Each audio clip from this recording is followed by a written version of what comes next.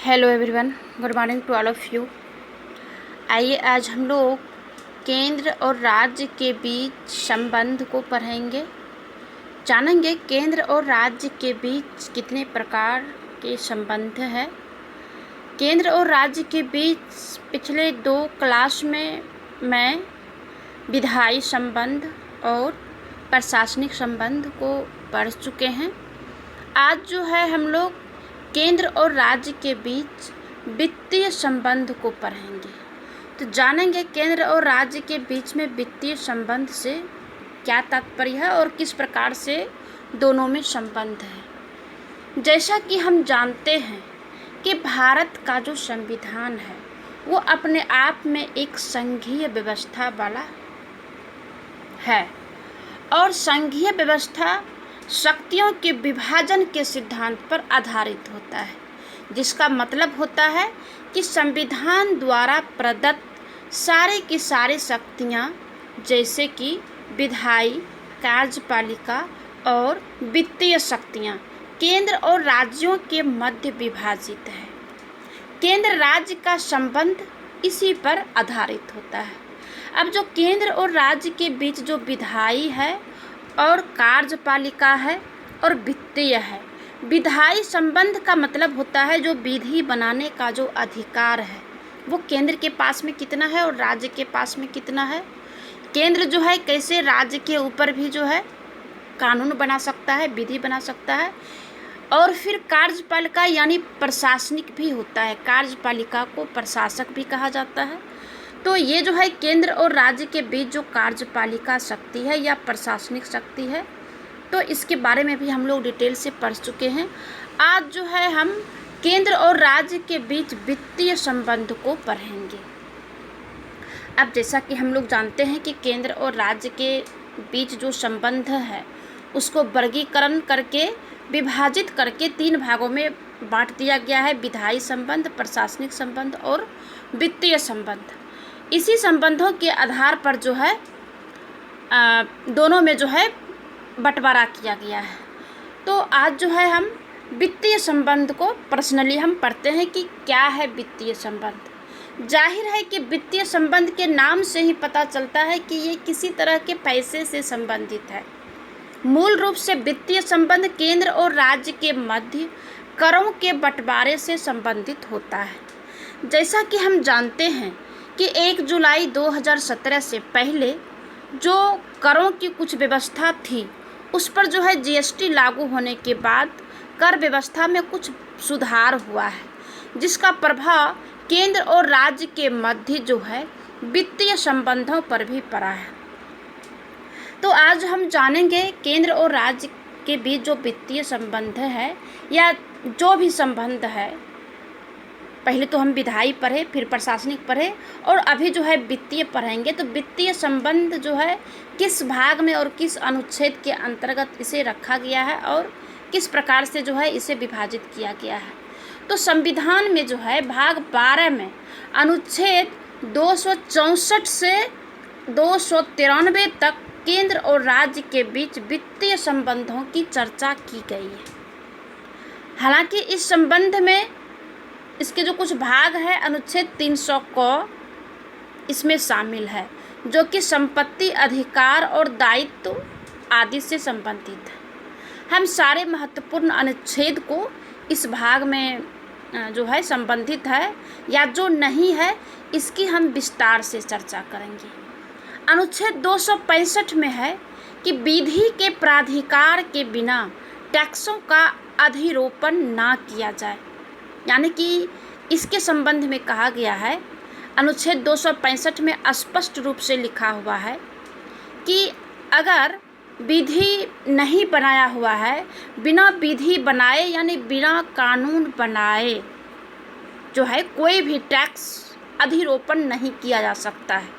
इसका मतलब यह है कि बिना कोई विधि बनाए मेरे या हम लोगों के ऊपर जो है कोई भी टैक्स नहीं लगा सकता है सरकार।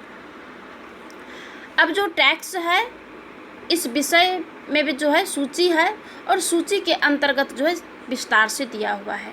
तो केंद्र और राज्य के विधायी संबंध हमने पहले पढ़ चुके हैं, जिसमें कि अनुच्छेद 246 के तहत विधायी विषयों की 3 सूचियों की बात कही गई थी, जिसमें कि यूनियन लिस्ट है और कंकरेंट लिस्ट है और स्टेट लिस्ट है। इसकी चर्चा जो है 246(1) में है संघ सूची की, और समवर्ती सूची की है 246(2) में है, और राज्य सूची की 246(3) में है। और इन तीनों सूचियों के तहत जितने भी विषय है उसके लिए 7वीं अनुसूची बनाई गई है, जिसमें कि फिलहाल संघ सूची के तहत 97 विषय और राज्य सूची के 66 और समवर्ती में 47 जो है बताया गया है। अब आगे वित्तीय संबंध के बारे में जानने से पहले कुछ निधियां हैं, उस निधियों के बारे में हम जानकारी ले लेते हैं, जो कि अनुच्छेद 266 और 67 में दिया गया है। अनुच्छेद 266 और 67 जो है यह फंड के बारे में बताता है। 266 में कहा गया है कि संचित निधि एवं लेखा जो है लोक लेखा की बात जो सुनते हैं वो अनुच्छेद 266 के तहत जो है दिया गया है। और जो अनुच्छेद 267 है इसके तहत आकस्मिक निधि की बात कही गई है।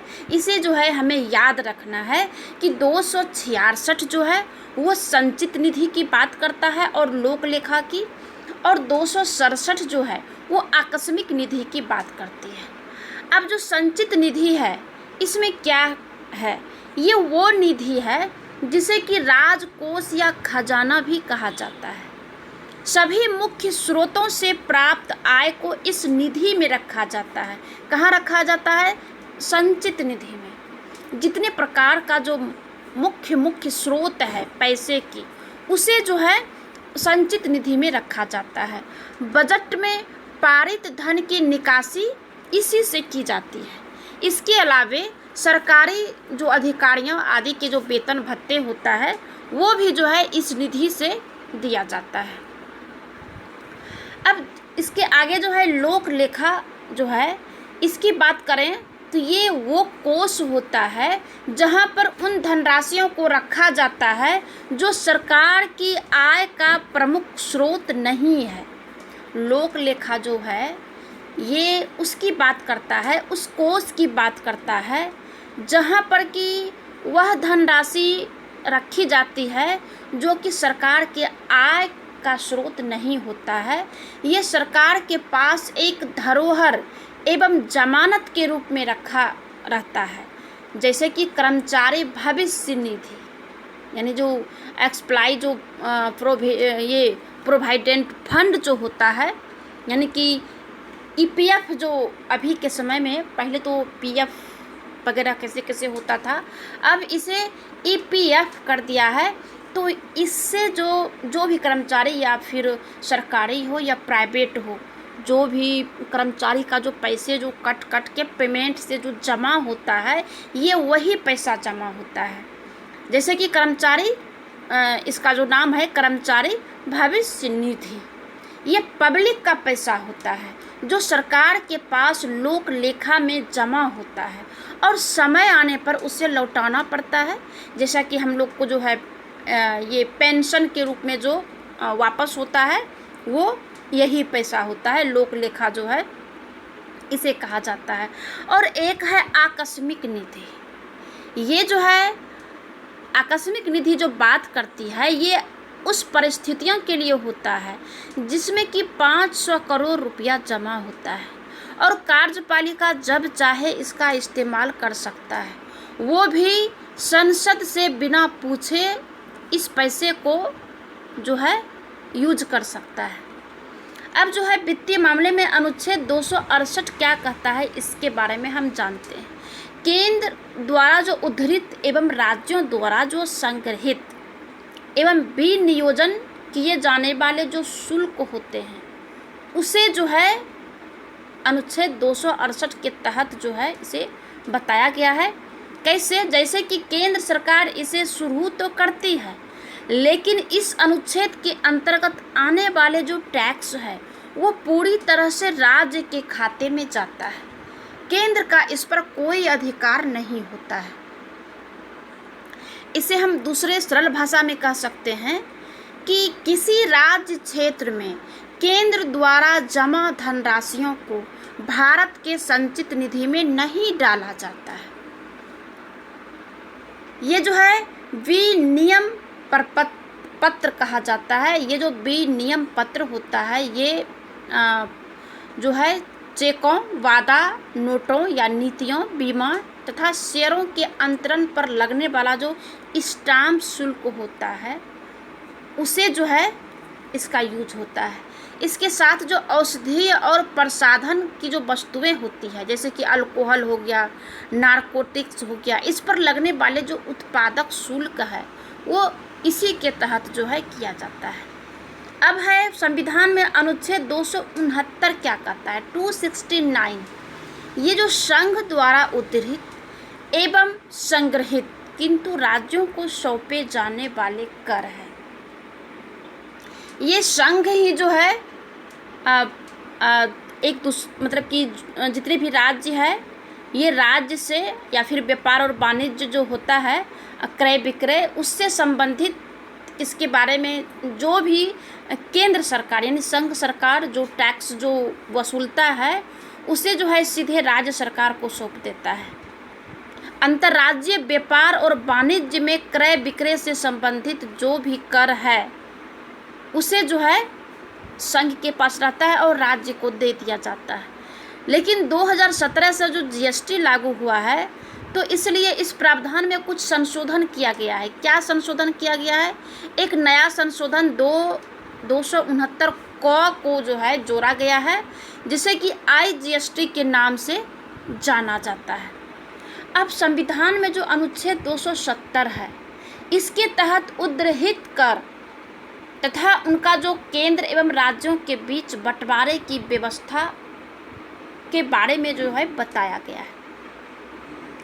अनुच्छेद 268 और 269 और 269 क के तहत जो भी कर वसूल किए जाते हैं उसको छोड़कर संघ सूची में जो निर्दिष्ट सभी कर है और जो शुल्क एवं अनुच्छेद 271 में जो निर्दिष्ट कर है और शुल्कों पर जो अधिभार है और संसद द्वारा बनाई गई किसी विधि के अधीन विनिर्दिष्ट प्रयोजनों के लिए उद्ग्रहित कोई उपकर भारत सरकार द्वारा उद्ग्रहित और संग्रहित किए जाएंगे तथा वे वित्त आयोग की सिफारिशों पर जो है बांटी भी जाती है।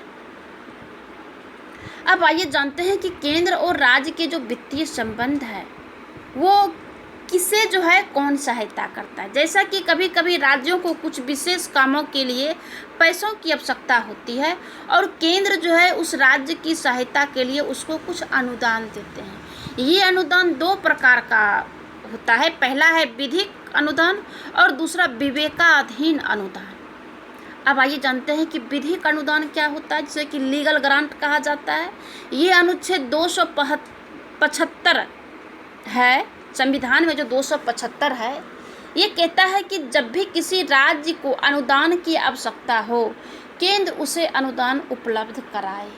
जैसा कि मान लिया जाए कि किसी राज्य में जनजातीय के उत्थान एवं कल्याण के लिए अगर राज्य को कुछ अनुदान की आवश्यकता है तो केंद्र उसे देगा, लेकिन केंद्र अपने मन से नहीं देगा बल्कि वित्त आयोग की अनुशंसा के बाद ही जो है वो दे सकते हैं। दूसरा जो है विवेकाधीन अनुदान। ये अनुदान जो है कुछ वैसा ही है लेकिन इसमें कुछ अंतर है। ये अंतर है कि केंद्र इसे देने के लिए बाध्य नहीं है। केंद्र को अगर मन करे तो दे सकता है और नहीं करे तो नहीं भी दे सकता है। ये उसके विवेक पर निर्भर है। इसकी चर्चा जो है 282 के तहत की गई है। संविधान में जो अनुच्छेद 282 है इसके तहत जो है विवेकाधीन के बारे में बताया गया है। संघ एवं राज्य दोनों को इस बात का अधिकार प्राप्त है कि किसी लोक प्रयोजन के लिए वे अनुदान आवंटित कर सके। इसी के तहत केंद्र भी राज्यों को अनुदान प्रदान करती है। अब है कि केंद्र राज्य वित्तीय संबंध और ऋण संबंधी क्या प्रावधान है केंद्र राज्य के बीच में। संविधान जो है केंद्र एवं राज्यों के कर्ज लेने संबंधी कई प्रावधान की व्यवस्था किया है, जिसमें कि पहला है अनुच्छेद 292 के तहत केंद्र अगर चाहे तो भारत या भारत के बाहर से जो संचित निधि की गारंटी है उस गारंटी पर ऋण ले सकता है, लेकिन संसद द्वारा निर्धारित सीमा के ऊपर ऋण नहीं लगाया जा सकता है। दूसरा जो है, इसी प्रकार अगर कोई राज्य भारत में कहीं से ऋण लेता है तो वो जो है अनुच्छेद 293 क के तहत ले सकता है, लेकिन राज्य जो है विधानमंडल द्वारा निर्धारित सीमा के ऊपर ऋण नहीं लिया जाता है।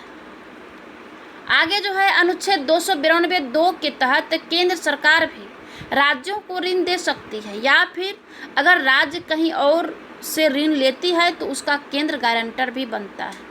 इसका मतलब ये हुआ कि अगर कोई राज्य सरकार किसी भी बैंक या कहीं से भी ऋण या लोन लेती है तो सरकार जो है और उस नहीं चुका पाती है तो केंद्र सरकार को उसे चुकाना पड़ता है, क्योंकि वो जो है गारंटर भी बना है और वो भी जो है भारत के खजाने से जो है वो ऋण चुकाता है। इस तरह अगर राज्य के ऊपर पहले से ही बकाया ऋण हो तो राज्य अनुच्छेद 292 3 के अनुसार फिर से जो है दूसरा ऋण केंद्र की अनुमति के बिना नहीं ले सकता है, इसलिए क्योंकि वो पहले एक बार ऋण ले चुका है और उसे चुका नहीं पाया है। आगे जो है वित्तीय आपातकाल, ये अनुच्छेद 360 के तहत वित्तीय आपातकाल लगाया जाता है, जो अभी तक देश में जो है नहीं लगा है, लेकिन केंद्र और राज्य की सेवा में लगे कर्मचारियों के वेतन और भत्ते कम कर सकते हैं। इस आपातकाल के दौरान राज्य को वित्तीय निर्देश दे सकता है और वहाँ के विधानमंडल में अगर धन विधेयक या वित्तीय विधेयक लाया जाता है तो राष्ट्रपति की स्वीकृति के लिए जो है उसे रोक भी सकता है। अब आइए जानते हैं केंद्र और राज्य के वित्तीय संबंध से जुड़े कुछ अलग तथ्य है, जैसे कि अनुच्छेद 285 के तहत केंद्र की संपत्ति को राज्य के सभी करों से छूट मिलेगी। यहाँ संपत्ति का मतलब है कि भूमि, भवन, चल संपत्ति, शेयर इत्यादि, उन सभी चीज़ों से जिसका कि कोई मूल्य होता है। इसी प्रकार 287 के तहत राज्य केंद्र द्वारा उपभोग किए जाने वाले बिजली या केंद्र सरकार द्वारा विक्रय की जाने वाली बिजली या फिर रेल चलाने के लिए जो इस्तेमाल में ली जाने वाली जो बिजली है कोई टैक्स नहीं लगाएगी। अनुच्छेद 289 के तहत राज्य की परिसंपत्तियों या आय को भी केंद्रीय करों से छूट प्राप्त होता है। हालांकि संसद की अनुमति से केंद्र चाहे तो कुछ चीज़ों पर कर लगा सकती है या नहीं भी लगा सकती है। तो ये जो है केंद्र और राज्य के बीच वित्तीय संबंध रहा है, ठीक है, ये समाप्त होता है।